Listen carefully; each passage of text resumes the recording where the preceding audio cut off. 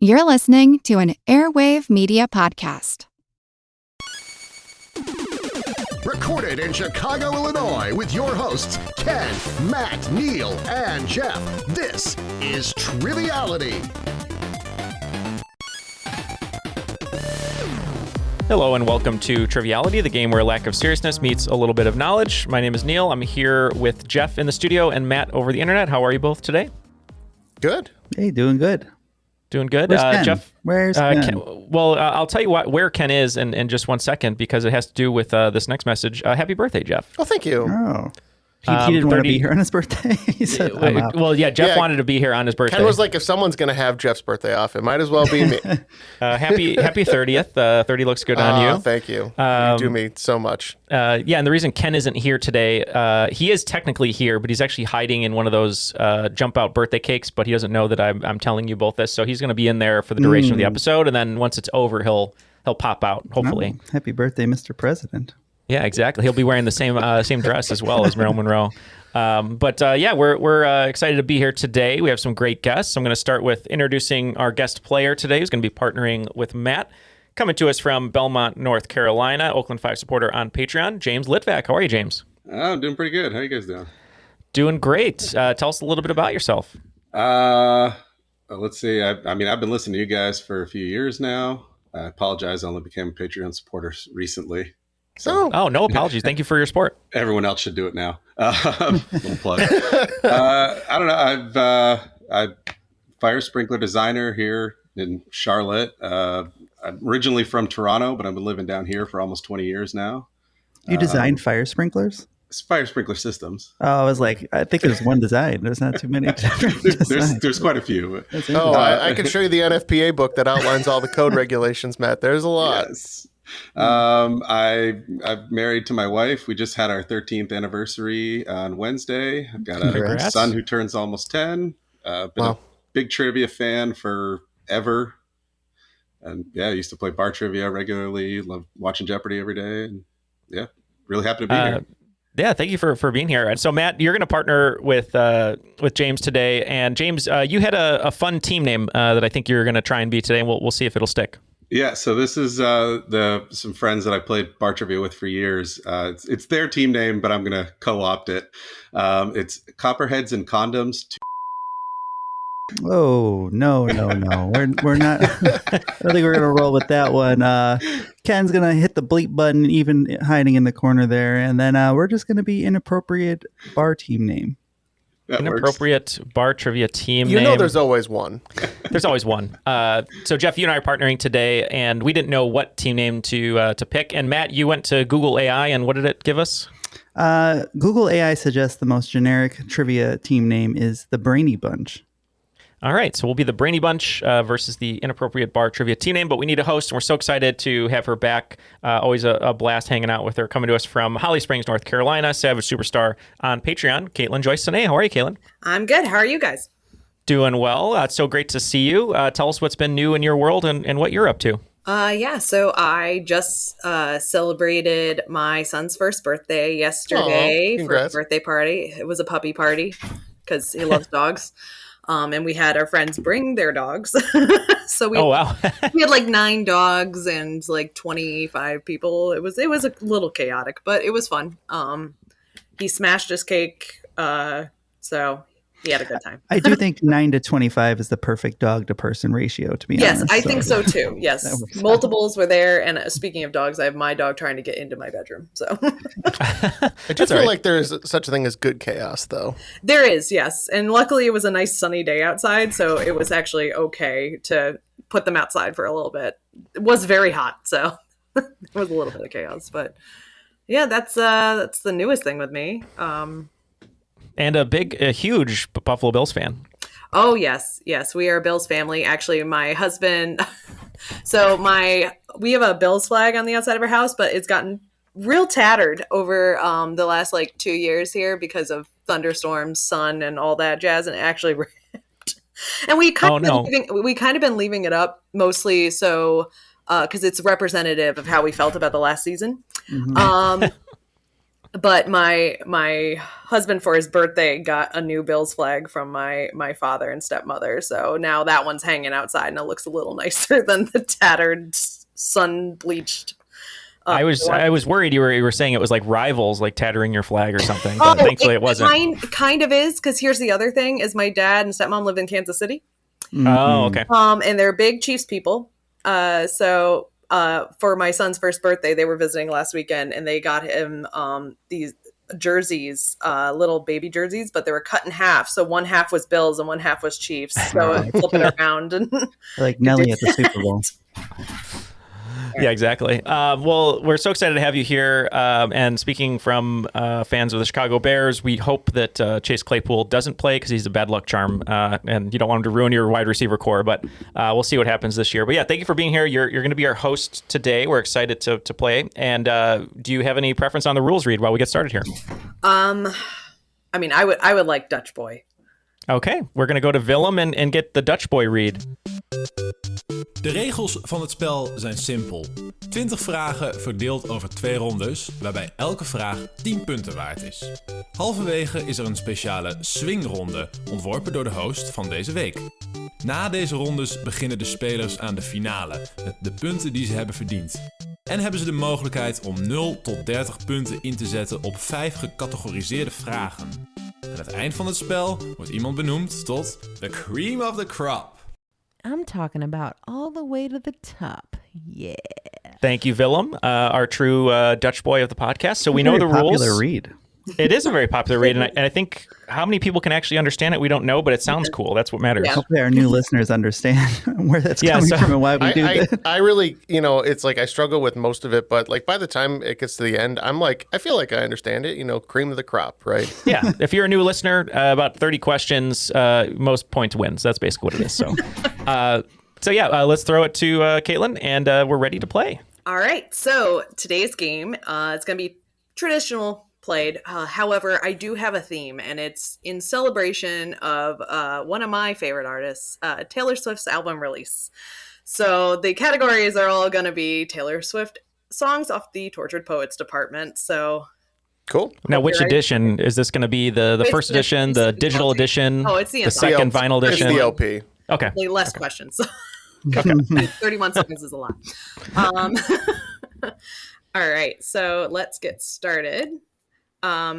So your first question, the category is So Long, London. What British explorer, once the Queen's favorite, said so long, London, and traveled to North America to help found the first English colony of Roanoke? In 1616, he attempted to find the legendary city of El Dorado before returning to England to be beheaded for treason. Okay, so they have an idea on a Brit. I think this might be a Brit that's familiar to you. Do you have an idea on this one? The only one I can think of is Sir Walter Raleigh. Yeah, I would think so too. And if you got it wrong and being in the Carolinas, I think that wouldn't be a great look. So I think we're going to lock in with Raleigh as well. We agree. We said Sir Walter Raleigh. All right. So your English explorer who was beheaded had the failed colony of Roanoke and attempted to find El Dorado was Sir Walter Raleigh. Nice. All right. Starting strong. Oh, yeah. All right. So your next question is category of Florida. Key West, Florida is home to Hemingway Home and Museum. Besides being Ernest Hemingway's estate, this museum is home to many cats descended from his cat, Snow White. About 60 of these have what inherited anomaly causing them to have an extra digit? Oh, yeah, I got that. You have the extra digit, or you know the answer? No, I know the answer. Oh, okay. Well, then we can lock in. Yeah. So, Jeff, you wrote down 6 toes before the question was done, so at least you were on the right track. But I don't know the name of what the extra toe would be. I don't know either. What the anomaly is. I mean, maybe they have more than 6 toes. Maybe they have 7 toes. I think know. Raleigh Six Finger Brown also had this, if you remember. And Raleigh Fingers.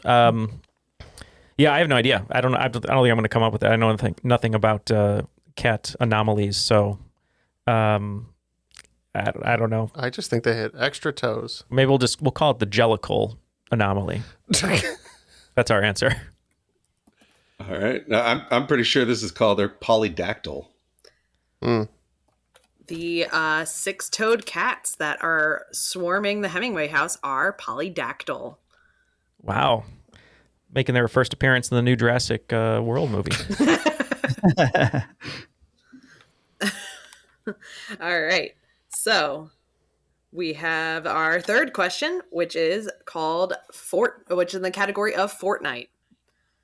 I first heard the word Fortnite in a novel credited as by a lady. What was this author's actual name that she eventually published 2 of her 6 novels under, albeit posthumously? Jeff has an in. Do you have an in on this one? I'm not coming up with this. No. I always, whenever I think about a female author who had to change their name, I always think of Mary Shelley, because I know Frankenstein was originally published under one name and then changed, I believe, unless I keep getting that fact wrong. So I would be okay locking in with Mary Shelley. Let's do it. Yeah, so we thought the clues led us to someone who's kind of at the forefront of popular fiction, not just for women, just in general. And we think that Jane Austen initially published with by a lady, and it kind of makes sense with like the Bridgerton, Lady Whistledown, Hidden Writer, etc. So yeah, I'm almost positive she had 6 novels, 2 of which were published posthumously. So yeah. All right. And your author who was originally credited as by a lady is Jane Austen. Nice. Yeah, Colleen and I went to the Jane Austen Museum in Bath, England, and they have a tour guide who I think it was acting as her sister, but it was in character the whole time. But they were struggling; they were very sick, but they did not want to stay in character, but they had to, and it was kind of funny. Like they were just really wanting to like, let me have some tea and sit in the corner and just tell you like, go in this, go look at this picture. But yeah. All right. Yeah. So question number 4. Cassandra was a priestess fated to tell true prophecies but never be believed. What god, the patron god of her home country, cursed her with this gift after she refused his sexual advances? We're not too sure on this one, but all sites are kind of pointing to one answer. It might be too easy, but we're going to lock it in. Okay, they're locked in. I think we're looking for a trickster of sort. Do you have an idea on this one? I mean, if you're saying trickster, it's got to be Loki, right? Yeah, and I think Loki is the patron saint of possibly Norway, possibly some Nordic country. So that would make sense to me and be a terrible thing for this man to do. But yeah, I guess we're going to lock in with Loki. That works. Now that they say that, Loki totally makes sense. And is probably correct, but we just said Zeus got around and was a kind of a weirdo, so we said Zeus. Zeus liked the ladies. That is true. Yeah, although Zeus did make himself into a swan one time. No, it's actually not Zeus. This is Cassandra is a priestess for the country of Troy. Mm-hmm. And so that is Apollo. Oh, yeah, it is a country. I had to double check. It is a city and country. So. Good question. All right. We'll have to rewatch Troy now with Brad Pitt. Yes, because that's all known for its definitely happening. No, if it happened in that movie, then Neal would have gotten it right. So that's right. All right. So your question number 5 is in the category of I look in people's windows. What English word from the French for one who sees first known use was in 1900? Yeah, I like that. Okay. We're going to lock in. Okay. You said you thought you had an idea on this one. The only thing I can kind of think of is visionaire. Okay. My thought was a word that sounds French and somebody who sees, maybe not with the best intentions, would be a voyeur. I think that the beginning of that is French, and I think that's what Ken's doing to the studio right now. So I think that we can lock in with. I like that better. Yeah. Yeah. We had a similar thought. We know Matt's favorite movie is Sliver with Sharon Stone. So we also said voyeur. Yeah, and your English word from the French for one who sees is voyeur. Oh, beautiful. With that question, after the first 5, we're tied at 30, so it's neck and neck. All right. So your question number 6 is the category of the albatross. The albatross did follow the titular man until it was shot with a crossbow in what Coleridge poem? You know this one, Jeff, don't you? Isn't it? It's that one famous poem that we've talked about a million times. Yeah, I'm thinking about it. Hold on. It sounds like you have no idea and you're just saying that, but I know that you actually do know what you're talking about. Like, come on, Jeff, it's the one with the poem with the guy. It's the one with the thing and the people with the albatross. Yeah, I know we've talked about this or bandied about many times. Bandied about. Is an albatross also a mockingbird? Because then I would know it, but I don't think it's that. I don't think so. Yeah, I thought it was. That's a joke. Please laugh. Yep. So this has definitely come up before. I mean, hopefully this has come up before, and I've heard of this thing, and I'm not just talking out my butt. But I think we got an answer, Neal. So we'll go ahead and lock in. So they're locked in, and I hope you have something here because I'm not the most familiar with Coleridge. I'm probably not helpful because anytime there's a poem question asked in any trivia, my answer is just Keats. So, or the only poem I can think of is the what do you call it? The Road Not Traveled, or and that is not or the name that, of or what's it? The Angelou one. That's the only other one I can think of. Yeah, which is not a Coleridge. We're looking for a titular man. So let's say Don Quixote. Was that a poem? It was a long book. Might have been a poem. What about Homer or Beowulf? Beowulf also a poem. Let's go Beowulf. It's a very long one. That works. And the only one I know is Coleridge. We locked in on his Rime of the Ancient Mariner, so we're hoping that's correct. All right, and the poem, the Coleridge poem where the albatross followed this guy, was the Rime of the Ancient Mariner. Nice. I might have literally just heard this mentioned in one of your recent released episodes. Yeah, I was probably there. Don't worry, I don't remember it. I feel like that's one that comes up in trivia a lot because it's just like, what? Yeah, because when I hear Rime of the Ancient Mariner, I think of Iron Maiden. There's a song they have, and I think of Jay Buhner or Ken Griffey Jr. I don't know. We'll move on. All right, so let's get into question number 7. This is the category of down bad. The largest NFL comeback was the Minnesota Vikings, who were down bad at 33-0 during a Week 15 game in 2022 against what AFC South team owned by Jim Irsay? We can lock in. I'm really glad that she said owned by Jim Irsay, or I would have had nothing here. so I don't remember this, and I don't pay attention to Vikings. Do you know which team Jim Irsay owns? I don't. Is it the Jaguars? It is not. They're actually owned by, I think his name's Khan. His last name's Khan. I don't know his first name. Tony's the son who's running AEW into the ground. So this one is actually the Colts. Jim Irsay owns the Colts.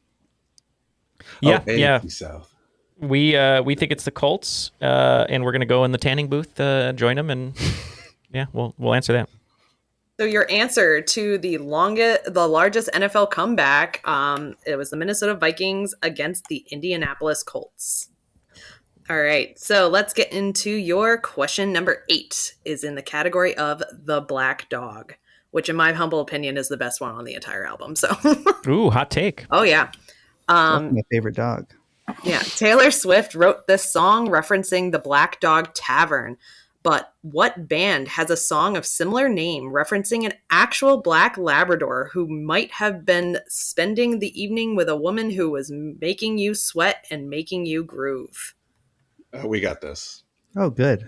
Yeah, I wouldn't say we, but you got this. Oh, I got this. In fact, I'm pretty sure I see the vinyl where I'm sitting right now. Oh. It's cheating, but that's okay. Is that 1, 2, 3, or 4, my friend? So they're locked in, Jeff. Black Dog, I think it makes us think of Robert Plant and his luscious locks, like the locks of a Labrador. I always get caught up in the rhythm of that one. Oh yeah. Anyway. So what do you have? That was great. Led Zeppelin. Thank you. It is the opening song on Led Zeppelin's 4, I believe.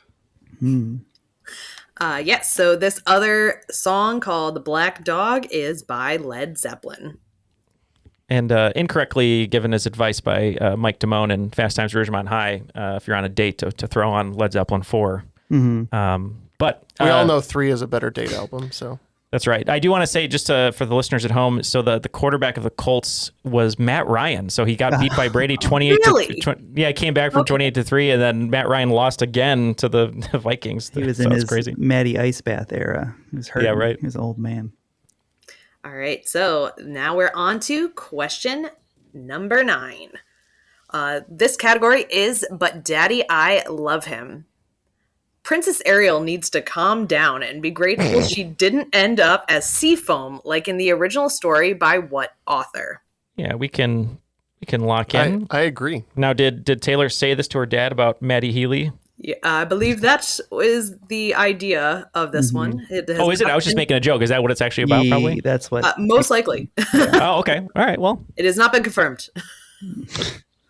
Matt Healy. Neal, I agree. And I've seen the Little Mermaid statue in Osaka, Japan. Oh, nice. All right. Well, I'm not 100% sure. I thought that this was potentially a Brothers Grimm story. Oh, I thought it might be Mr. Anderson. Okay. Hans Christian fame. Oh, you think so? You think it's that recent? I thought so, because he does a lot of those kinds of. Yeah, this is one of those that I know that is very, very dark. The real story before it was Disneyfied. So I'm not fully confident. So I was thinking Brothers Grimm at first, but the question did say which author, not authors. That's the only reason why I was kind of thinking. Yeah, Christian Andersen. We can go with that one. I'm not totally tied. And Jeff said he saw a statue in Japan, which makes me think that we're not even in the right part of the country or that kind of worried world. Me too. So yeah, we can go with Hans Christian Andersen. I like that James gave a Matrix reference for Ken, who's going to be editing. Well, the reason I said that wasn't necessarily to throw you off, although I kind of hoped it would. But so I guess I did intend it. But the statue is it's like a gift from his home country, which is actually in Europe. So we too said Hans Christian Andersen. And your original author of The Little Mermaid is Hans Christian Andersen. I believe he's Danish from Copenhagen. Yes, Danish. Yeah. Yeah, and the statue in Copenhagen too. Yeah, I was just going to say the most famous one is Edvard Eriksson in Denmark, where it's on like a rock or something. Yeah. All right. Let's see here. Okay. So, and your final question of the round, question number 10, is in the category I Can Do It. What is the lay name of the condition known as Takotsubo cardiomyopathy? This condition can occur after stressful physical or emotional events. Yes, again, it's TAKOTSUBO and cardiomyopathy.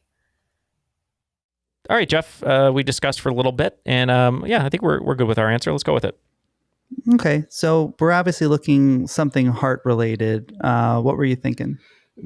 I'm just because Taylor Swift. The only thing I can think of is I believe I've heard this mention that there's like something like broken heart or broken heart syndrome or something. Yeah, I agree. I think that I'd have no idea what Takotsubo means. I thought she said Taco Tuesday at first because I'm hungry, but I think we're okay locking in with a broken heart. Great answer. Didn't even think about Good that. Answer, yeah, good answer. We were saying Family Feud over here. Cardiomyopathy. We're thinking obviously with the heart attack, maybe stroke. But we didn't know what the Takotsubo reference. So yeah, we just said your classic heart attack. All right. So the category was I Can Do It, which is only half of the song title because the rest of it is with a broken heart. The answer is broken heart syndrome. I didn't even know that was a thing. That's interesting. Yep. All Great right. poll. All right. So that's your round one.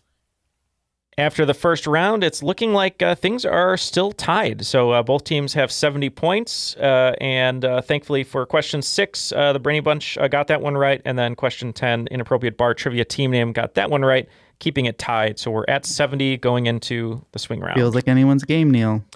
It does feel like anyone's game. Before we get into the swing round, just wanted to remind everyone to come join us over on Patreon. If you enjoyed the content of question 9 about Hans Christian Andersen and the Little Mermaid, you can check out one of our crop drops where we had to answer a question of what the meat would taste like if you ate a mermaid. So things like that over on our monthly crop drops. But the first 3 weeks of every month now are Patreon bonuses that are hosted by us. So you get all of that exclusive content every week. There's actual trivia in those. It's not just mermaid meat. There's trivia. There is trivia. It's different trivia, different types of questions hosted by us every week. And then there's about 60, 70 hours of bonus content there to unlock that you can check out for as little as $1 a month. You can get all of this ad free and not hear us talk about Patreon anymore, or get any of our Airwave Media ads, or for as little as $5 a month, you get access to all of the newest episodes that are, trivia, like we just said, all the bonus episodes. So come join us at patreon.com/trivialitypodcast. And if it helps, I'll say I joined Patreon to not hear these little bits, but the crop drops and the bonuses have been so worth it. Oh, good. Well, that's what we like to hear.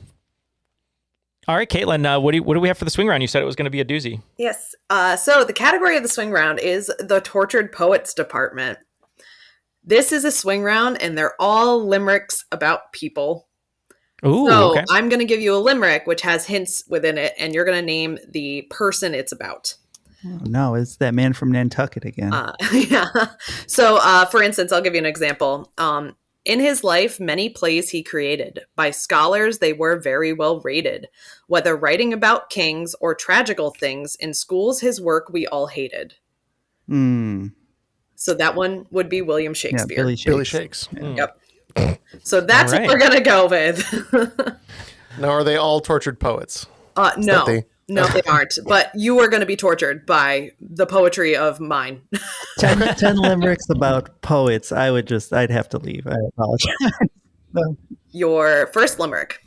There once was a man who studied infectious disease. It was polio he sought to ease. He was really keen to develop a vaccine which he did with his medical expertise. Number 2. This chap could belt out a tune, and his hips would make the girls swoon. He took his last bow, and maybe he's dead now, or possibly living on the moon. Okay. Number 3. From Mali there hailed a king. With gold his coiffers did ring. To Mecca he went, so much gold he spent, that inflation he did bring. Number 4. When it was ruled segregation must end, a white school she was told to attend. As a black child, she was the first to be fully immersed, and now her activism we all commend. Number 5. A sci-fi author of no note. So it was Dianetics he wrote. But after a failed kidnapping plot, selling the rights he sought, and founded a church he could devote. Number 6. There once was a Russian peasant, the Tsarina's regard pleasant. Was he a physician or just a magician, whose libido they say was incessant? Number 7. This woman, smart and attractive. In physics, she was very active. She won lots of praise for working with rays until she became radioactive. Number 8. Young Gaius was called sadistic. The affection for his horse, hedonistic. Though he was royal, his guards were disloyal, and in his assassination was opportunistic. Number 9. At times there was no bread. Eat cakes, she was thought to have said. But the lasting solution was a revolution where she ended up losing her head. And number 10. It was said he'd trade for a horse. The kingdom he took with force. His nephews he'd slain so he could remain until he lost at Bosworth, of course. Okay, we're going to look over these limericks and be back with our answers. All the answers are now locked in from the swing round. We just want to say what a great job you did, Caitlin, on these. We know how hard it is to write a limerick and make them fun and witty, and these are awesome. So great job on these. Thank you. And yeah, we'll have you go through them one more time, and then we will give our answers. All right. So number 1 was, there once was a man who studied infectious disease. It was polio he sought to ease. He was really keen to develop a vaccine, which he did with his medical expertise. Yeah, we think his name was Jonas Salk. Yep, we got Jonas Salk as well. Yeah, the correct answer is Jonas Salk. Alrighty, and number 2. This chap could belt out a tune, and his hips would make the girls swoon. He took his last bow, and maybe he's dead now, or possibly living on the moon. Yep, this one, we said it's Austin Butler. Elvis Presley. Yeah, we also said Elvis. The correct answer is Elvis Presley. Elvis is also acceptable. We were talking about Elvis Gerback, actually. Yeah. Elvis Costello. All right. So number 3, from Mali there hailed a king. With gold his coiffers did ring. To Mecca he went. So much gold he spent. That inflation he did bring. We said Mansa Musa. Oh, yeah, we did not have that. All we could kind of think of with king and gold was King Midas, and we're not even sure if he was a real person. The correct answer to this one is Mansa Musa. Of Mali. So Yes. And number 4. When it was ruled segregation must end, a white school she was told to attend. As a black child, she was the first to be fully immersed, and now her activism we all commend. Yep, still fighting the good fight. We said Ruby Bridges. Oh, that's a name. We didn't know. We just said little girl from Little Rock. The correct answer is Ruby Bridges. There's a really good children's book about it now, too, which is my son has in his room. All right. And number 5.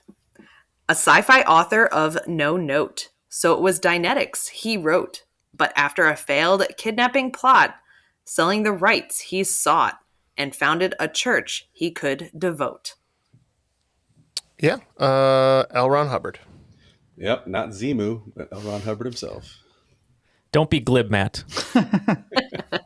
The correct answer is L. Ron Hubbard. And number 6. There once was a Russian peasant. The Tsarina's regard pleasant. He was a physician, or maybe just a magician, whose libido, they said, was incessant. I just thought of a terrible joke I can't say on the air, but I'll save it for later. But we said Rasputin. We also said Rasputin. The answer is Ra-Ra Rasputin. All right. And number 7. Number 7. This woman, smart and attractive. In physics, she was very active. She won lots of praise for working with rays until she became radioactive. The one, the only Marie Curie. Yep, Madame Curie. The correct answer is Marie Curie. Number 8. Young Gaius was called sadistic. The affection for his horse, hedonistic. Though he was royal, his guards were disloyal, and his assassination was opportunistic. Yeah, we think he makes pretty good pizza puffs. We said Caesar. Yeah, we thought that Brutus was cuter too, but we said Caesar. So this one is 0 points for you guys, because this is actually Caligula. Yeah. Oh, Caligula. The horse comment is the main part. I'm just kind of leaning in there. Yeah, also Gaius is his real name. So Caligula would have been one of Rasputin's favorite movies. I feel like it would have been. Yes. And number 9. At times there was no bread. Eat cakes she was thought to have said. But the lasting solution was a revolution where she ended up losing her head. Yep, we said Kirsten Dunst in her best role, Marie Antoinette. As did we, Marie Antoinette. I am going to say Kirsten Dunst's best role is in Bring It On, but That's okay. No, I mean, you're right. I'm just making a joke. But the correct answer is Marie Antoinette. And also, her best role was in Interview with the Vampire. Matt's going to say it was Jumanji. Or I'd say Spider-Man, actually. And your final one, number 10. It was said he'd trade for a horse. The kingdom he took with force. His nephews he'd slain so he could remain until he lost at Bosworth, of course. So we knew this one was Shakespeare. We knew it was between... No, it's a real guy. Well, yeah. For me, it was Shakespeare. And it was between Henry V and Richard III. I know in Henry V, the movie with Kenneth Branagh, he does not say, my horse, my kingdom for a horse. But we know that our friend Addie Lewis said it on an episode he hosted, which was great. So he locked in with Richard III. Yes, we also knew it was Shakespeare, so we went with our favorite Shakespeare play, Genghis Khan. Sadly, Shakespeare did not write a play on Genghis Khan, although I would probably like to hear that. Your correct answer is Richard III, who lost at Bosworth to Henry VII. Great job, Caitlin, on the limericks. That was so much fun. After all the scores have been tabulated, it looks like the Inappropriate Bar Trivia team name picking up 30 more points, bringing their total to 100. And the Brainy Bunch picking up 45 points, bringing their total to 115. Okay, let's get into round number 2. That is going to be in the category, as soon as I scroll over, the category of My Boy Only Breaks His Favorite Toys. The series of social learning experiments performed by psychologist Albert Bandura studied children's behavior after watching an adult act aggressively towards what clown toy? All right, which clown toy were you thinking? I'm thinking Jack in the Box. Oh, you don't. Yeah, I think that they were very mean and taunting of this Jack in the Box, which did nothing to deserve that, except for provide very low quality fast food.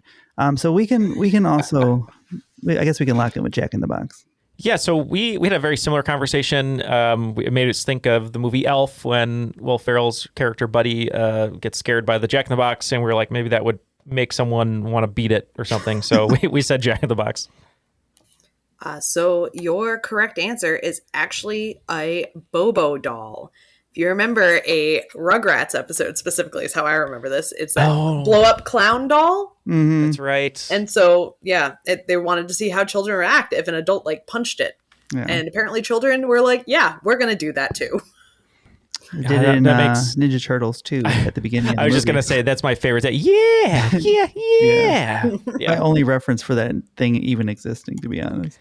Me too, yeah. But I totally, now that you say that, I remember we had one that was similar. It wasn't a clown, though. I think they used to make them with like different designs, like baseball players and wrestlers and stuff. And yeah, we used to punch them all the time. Yeah, that's so funny. Yeah, but it's known as the Bobo doll experiments. So, yep. All right. And what number are we on? 2. Number 2 of round 2. This is the category of Clara Bow. Clara Bow was an American actress who successfully transitioned from silent films to talkies. She played a plucky shop girl in a film that brought her fame and gave her what nickname that shares a title with a 2022 Ruth Ware novel? We can lock in. Are you locking in on the novel or the talkie? On the nickname. Okay. So they're locked in. I did not pick up any Ruth Ware novels in 2022, unfortunately. How about you, James? That's same. I mean, it was just the 1 year I skipped. Yeah, I've read every Ruth Ware up until 2022, so I understand that. Yeah, I've got nothing. I mean, the only nickname of anyone from Hollywood that I could think of is Black Dahlia, and that's definitely not it. Yeah. So it seems like we both have no ideas here, based on the novel, based on the nickname, based on talkies. So we're going to have to say nothing here. We got nothing. What is it, Neal? Yeah, Claire Bow, one of the most famous silent film stars ever. She was in the movie Wings, was the first co-Oscar winner for Best Picture. But her name is something we talk about a lot now, and she was known as the It Girl. Yep, the Ruth Ware novel is called The It Girl, and her nickname is It Girl.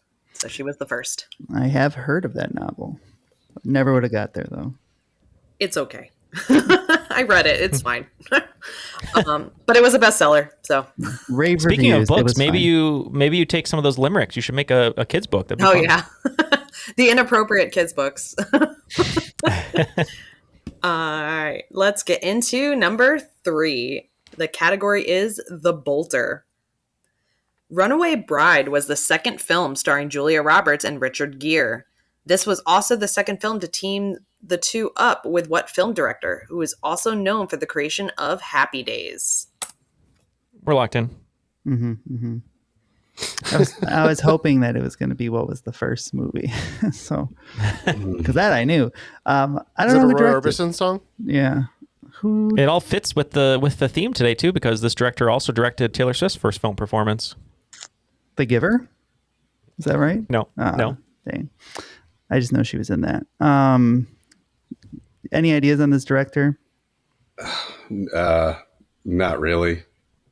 Who's some famous director? It's not Ron Howard. I know he wasn't directing himself in Happy Days. I'll give you a hint. He has a very famous sister who's also a really good director. You think this is it's not a Coppola? I don't think he's directing Runaway Bride. Coppola's the only name that could come to me, but yeah, maybe he's slumming it in a rom-com. So Francis Ford Coppola. All right, so that's an interesting guess, Coppola. But I would love to see him directing Pretty Woman. Yeah, we went with Gary Marshall. Your correct answer is the brother of Penny Marshall. It's Gary Marshall. Was it the brother of Penny Marshall? That's right. Yeah, it was. Okay. I was worried they were married at one point for a second there, and I was like, no, that's not it. No, well, what's funny is you saying that is they actually played a married couple in Hocus Pocus. Oh my God. They were the family who were like dressed as devils. Yep. Yeah. But they were brother and sister. All right. Yeah. I knew Penny Marshall was married to someone else famous, and yeah, it's not him. All right. So let's get into your fourth of the second round. This one is in the category of guilty as sin. What attorney from a prominent South Carolina family was found guilty in March of 2023 for the killings of his wife and son? The murders have spawned a 2023 Netflix series, a podcast, and a Lifetime movie starring Bill Pullman. We're locked in.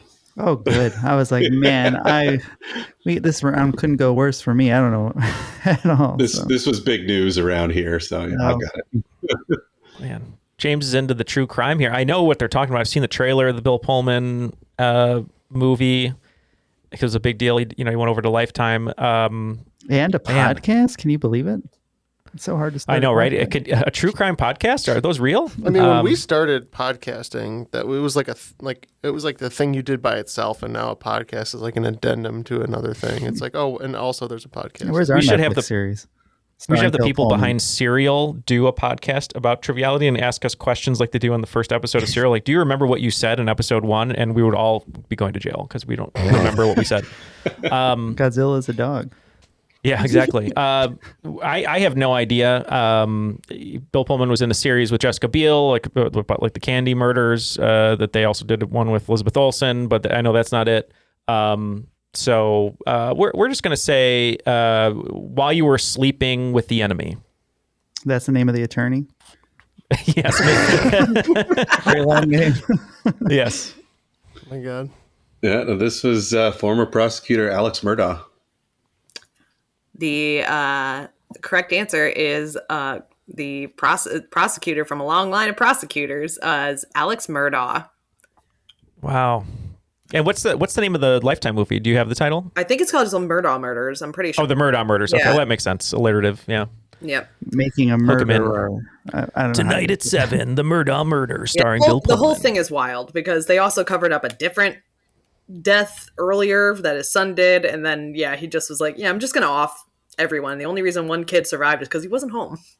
And then none of it even addresses all of his financial crimes, which is why a lot of people think he killed his wife and son in the first place because he stole like $10 million or something like that. This guy stinks.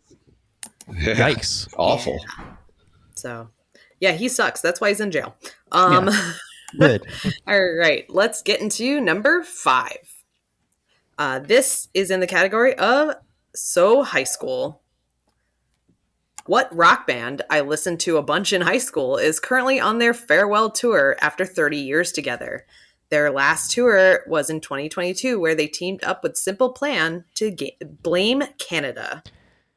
I believe Matt was hyping up Riot Fest, and I wanted to see who was on the lineup, and I read through all the bands. I was like, oh, this is a good band, good band, good band. And then 3 days, 3 nights is one band playing every night, and it's because it's their farewell tour. So we're going to lock in.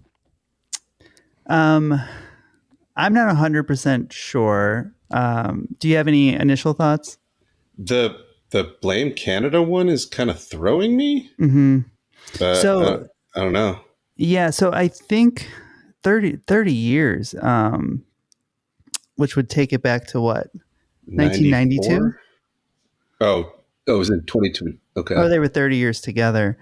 My first thought was Sum 41 is on a farewell tour, and they're from Canada, and it would make sense for them to play with Simple Plan. They're from Ajax, Ontario, not far from where. But they've been around for 30 years. I don't know. Actually, because they moved from Toronto to Los Angeles, I think in like 97, 98 to make it big, and did. And but they were around before that, playing around Toronto. So made a funny video with Will Sasso. The Sums. I thought that was very funny. I guess we can lock in with Sum 41. Hopefully Matt didn't lead me astray. He was talking about Riot Fest a ton, about all the great bands there. I looked at the lineup, and in the middle of the poster, it said a final farewell, Friday, Saturday, Sunday, NoFX headliners. So we said NoFX. Your correct answer is another Canadian band. It's Sum 41. Oh, sorry, Jeff. The tour they did with Simple Plan was the Blame Canada tour. Oh, okay. Yeah. Sorry, Jeff. Yeah, I think NoFX is from SoCal, but don't quote me on that. So they must be on a farewell tour as well then. Yeah, but they do that every other year. Oh, okay. Farewell tours are very lucrative, just so you know. Yes. Exactly. That's why Kiss has been doing it for 20 years. Tour. It's not legally binding. The final ultimate farewell tour. Yeah. I mean, speaking of Canadian bands and long tours, in 2012, Bare Naked Ladies did the Last Summer on Earth tour because, the world was supposed to end. And I believe they did that tour for 10 years. After 5 questions in the second round, the first half, looks like the Inappropriate Bar Trivia team name picking up 20 points, bring their total to 120, and narrowing the lead for the Brainy Bunch, who are picking up 20 points as well, bringing our total to 135. So 135 to 120, and as Matt likes to say, it's anyone's game. A little slow on that. There, Matt. Because I didn't think it was right, but I guess. Yeah. All right, let's get into your second half of the second round. Question number 6. The category is robin. The robin is the state bird of Wisconsin and Michigan, as well as what other state? Known as the Constitution State or the Nutmeg State, it was the 5th to join the Union. Yeah, I think that this is a state that's potentially somewhat close to me, but not really, on the eastern seaboard. Do you have any ideas? The only thing I can think of for Constitution State would be Delaware, maybe. Delaware, I believe, is the first state. Isn't that what their slogan is? Or their "Live Free or Die Hard." My favorite movie and state slogan. But I think the 5th state is Connecticut.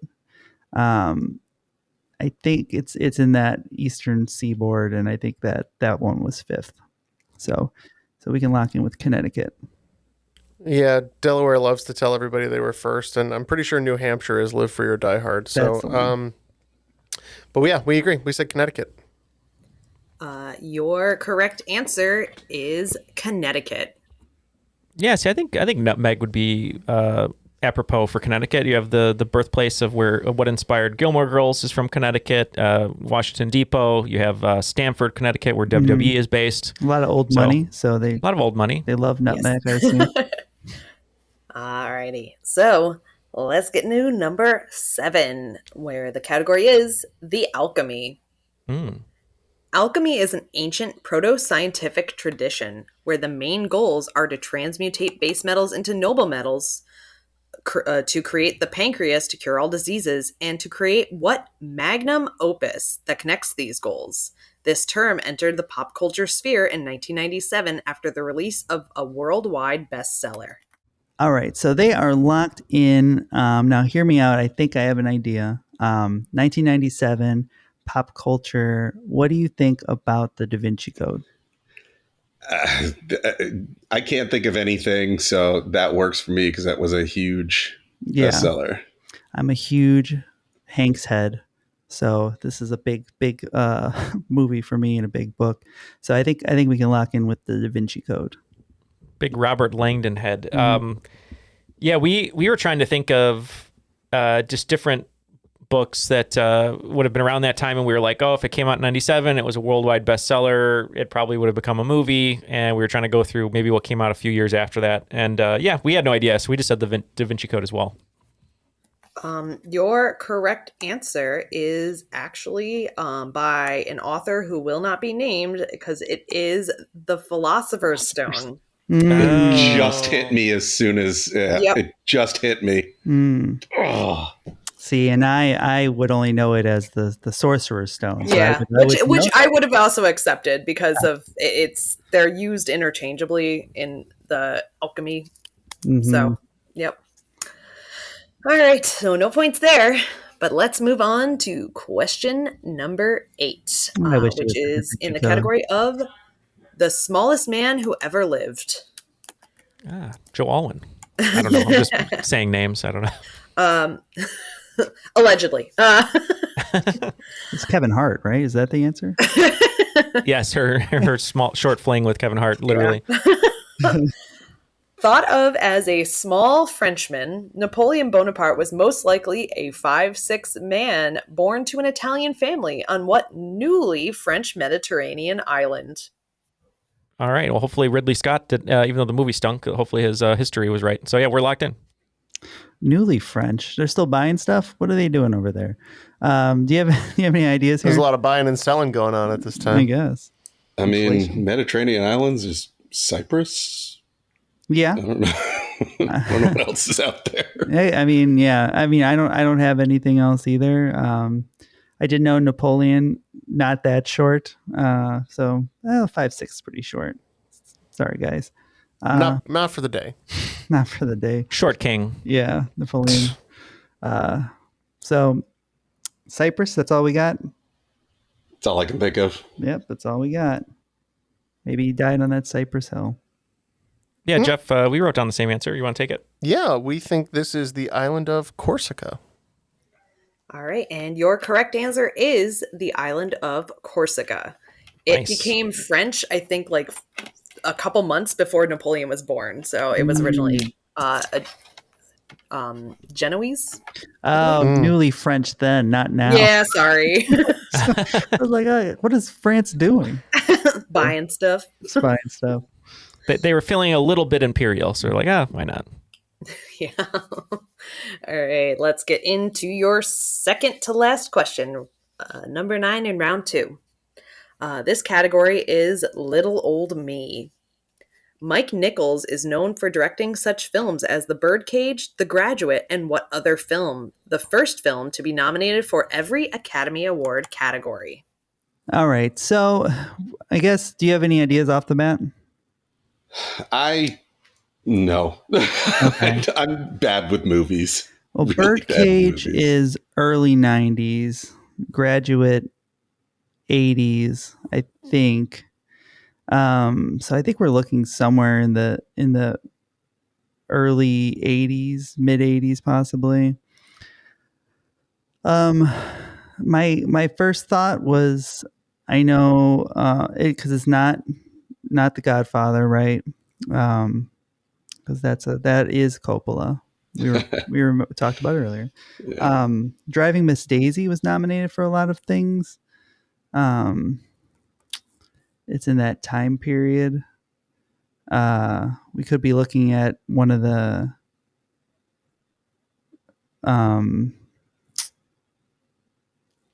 I got nothing else. Yeah, I mean, honestly, I'll go with whatever you can come up with. I don't even think that's the director of that nothing. movie. So we're gonna say Shawshank Redemption. All right. Great movie. So Mike Nichols, just kind of a storied career. He also was very famous for, I guess, he had a very famous wife, I should say, who was also very accomplished, Diane Sawyer, for a while towards the end. But we said Who's Afraid of Virginia Woolf? And I think the other movie that also got nominated for all the Oscars, the only other one is Cimarron, which doesn't really matter. It's just for me to say it, but yeah. So the full song title is Who's Afraid of Little Old Me from the Taylor Swift album. And the correct answer is Who's Afraid of Virginia Woolf. Yeah. I'm afraid of Virginia Woolf because I never get any questions right about Virginia Woolf. Like the third one. Okay. And your final question before the final round here is question number 10. So the category is How Does It End? So this is a spoiler. So spoiler, in the short story The Lottery, the winner doesn't receive a lot of money, but is instead stoned to death. What horror mystery author of such works as The Haunting of Hill House and We Have Always Lived in the Castle penned this work? We can lock in. It comes up in The Simpsons, which is possibly how I know this, because the lottery becomes worth a lot of money, and they make a joke about people taking this book out of the library looking for tips on how to win the lottery, which is not not what the book's about. And I think the name is The Lottery by Shirley Jackson. And we agree. Shirley Jackson. Yes, your horror mystery novelist is Shirley Jackson. Yeah, great novelist. There's a good episode, Misinformation. They talk about Shirley Jackson quite a bit, but yeah, it's really cool short story. It's very morbid, but very well done. That was a twist in a lot of those short stories at the time. Was like, surprise, you actually die, I believe. Yeah, surprise, you're stoned. After regulation, it looks like the Inappropriate Bar Trivia team name picking up 20 points in that second half, bringing their total to 140, and the Brainy Bunch picking up 40 points, bringing their total to 175, so still fairly close. Good round for you guys. Before we go to the final round, just a reminder to come join us over at Patreon. You can join James and Caitlin over there if you'd like to get a bunch of extra content. James, you mentioned you liked getting rid of our ads, talking about it, which is great. And have you been enjoying all the extra bonuses and crop drops? I have. And it's also fun because you guys don't censor your other bonus episodes. No, we do not. We do not. If you want inappropriate team names, come on over.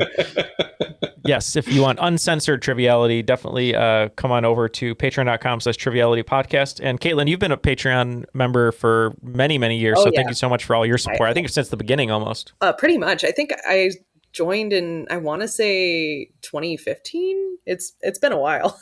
Yeah. So I think you've been every year. You've been a patron of us, so thank you for that. Yeah. Join Caitlin and James over at patreon.com/trivialitypodcast and get all the newest episodes ad free and all of that bonus content as soon as you sign up. And that discussion about the taste of mermaids was absolutely striking. That's our best review ever. Absolutely striking, James Litvak. It really did make me think, though, for real. It is a head scratcher. A scale scratcher. So Caitlin, what are the final round categories we're going to be wagering on? All right. So I am going to do it a little different. So this is a general category for the entire round. So this is not Taylor Swift themed. I went a little rogue. But it is, this round is puzzling. These are all going to be before and afters. Okay. The wagers are now locked in. Both teams pushing all their chips in. Brainy Bunch, we're going to go 30 all the way down, and the Inappropriate Bar Trivia team name is going to go 30 on all of them except for number 3. Yeah, they're going to be going 20 on that. The wagers are meaningless because we have no idea what any of these are going to be about. So we're excited. What do we got? So we're going to start off with number 1. This Jersey boy president led us through World War I before moving on and having a successful music career in the pop group known for their song, Hold On. Number 2. This American daisy with a dark center moonlights as a leading U.S. suffragette. And number 3. A movie about a superhero school and Will's struggle with his powers as he tries to get his head in the game and break the status quo. Number 4. Norman Rockwell illustrated for this magazine before taking on a stage name and writing a 2019 hit, Circles. And number 5. A 1983 hit tune by Rufus and Chaka Khan about unpredictably falling in love becomes a Monty Python sketch about a tribunal searching for Catholic heretics. All right, we're going to look at these questions, and we'll be right back with our answers. All the answers have now been locked in. Let's go back to Caitlin for the clues, and we will see how this all shakes out. All right, so your round of before and afters starts off with: this Jersey boy president led us through World War I before moving on and having a successful music career in the pop group known for their song Hold On. Yeah, this one... All Neal. We started with Wilson Phillips because I knew that. And then I was like, President Wilson, Woodrow. So we said Woodrow Wilson Phillips. Yep, we also said Woodrow Wilson Phillips. Just hold on for one more term. Yeah, your correct answer is Woodrow Wilson Phillips. All right, number 2. This American daisy with a dark center moonlights as a leading U.S. suffragette. It took us a while to get there. We guessed it was going to be Susan B. Anthony and tried to work our way backwards, and we settled on black-eyed Susan B. Anthony. Yeah, we tried to do the same thing, but had no information on daisies or any kind of flowers. So we thought maybe a yellow Susan's a flower. So we said a yellow Susan B. Anthony. Your correct answer is a black-eyed Susan B. Anthony. Black-eyed Susans are in the daisy family, and they're also cone flowers, if you've heard that term before, too. Obviously, I have not. All right, number 3. A movie about a superhero school and Will's struggle with his powers as he tries to get his head in the game and break the status quo. I'm a huge fan of the first movie. I love the other ones too. But when MySpace was around, I used to message Nicholas Braun, who's in the movie, before he was on Succession. So we said Sky High School Musical. We struggled with this one because we thought that Will struggling with his powers was Hancock. And I couldn't think, like, what would be a pun with Hancock? But then once we got to High School Musical, I realized it was Sky High School Musical. Your correct answer is Sky High School Musical. And number 4. Norman Rockwell illustrated for this magazine before taking on a stage name and writing the 2019 hit Circles. Yeah, we think this is the Saturday Evening Post Malone. Yeah, no, I got that wrong. I said the New York Post Malone. Yep, sadly, you're very close, but it is the Saturday Evening Post Malone. I should have known that. Well, that's okay. Don't worry, we'll get the next one wrong, too. Spoiler. All right, and your final one, a 1983 hit tune by Rufus and Chaka Khan about unpredictably falling in love becomes a Monty Python sketch about a tribunal searching for Catholic heretics. We might not be 100% on this one, but we know that one of the great Chaka Khan songs is Ain't Nobody, and Jeff knew the sketch is Nobody Expects the Spanish Inquisition. So we said Ain't Nobody Expects the Spanish Inquisition, hopefully. So that's our guess. So frustrating because I had Nobody Expects the Spanish Inquisition. I could not think of a Chaka Khan song. So the only one I could think of was I Feel For You, which I think is a Prince tune too, maybe. So we just changed the title to I Feel For You, Never Expect the Spanish Inquisition. The correct answer is Ain't Nobody Expects the Spanish Inquisition. So dang. Points for Jeff and Neal. After the final round scores have been tabulated, the inappropriate bar trivia team name is going to lose 40 points, bringing them back to 100. And the Brainy Bunch picking up 150, bringing Artel to 325, making us today's cream of the crop. Good game, Jeff. Good game, gentlemen. On balance, off balance, doesn't matter. I'm better than you are. Ouch. Rough final. It was pretty close the whole game. It was just the final, as it always is. But really, really good questions, Caitlin. Wonderful swing round. We know how much time you put into this whole game, and we always love having you here. Let's start with you because it was such a fun game. Anyone you'd like to give a shout out to or anything before we let you go? Yeah, I do. I'm going to get a shout out to my pub trivia team. You've had Megan on the show before, but shout out to Team Redundancy Team, who plays at Raleigh Brewing Company on Thursdays. And yeah, shout out and happy birthday to my son, who is now 1 year old, little Casey. Well, happy birthday, Casey, and thanks so much for being here. James, such a pleasure having you here, and we can't thank you enough for also being a Patreon supporter, and it was great to meet you and play with you today. Anyone you'd like to shout out? Yeah, I'll shout out my wife, Kristen, my son, Magnus, for letting me do this, and yeah, Caitlin, great game, and just it's been really fun. Appreciate you guys having me. Listen all the time. Awesome. Well, yeah, you're always, both of you are always welcome back anytime. Before we go, we just want to say a quick thank you to Airwave Media, our network. If you go to airwavemedia.com, you can check out a bunch of new podcasts. And I just got a Quattro for you today because they're all by NASA. So if you're interested in NASA, you can check out NASA's Curious Universe, NASA's Houston, We Have a Podcast, NASA's Small Steps, Giant Leap, and NASA's On a Mission. So check those out. But for Ken, names. They are really punny. And unfortunately, I don't think Ken is going to be able to come out of that birthday cake for Jeff, so he might be passed out, so we're going to have to go. But thank you to Caitlin and James, and for Ken, Matt, and Jeff. My name is Neal. We'll see you on another episode of Triviality. Thank you.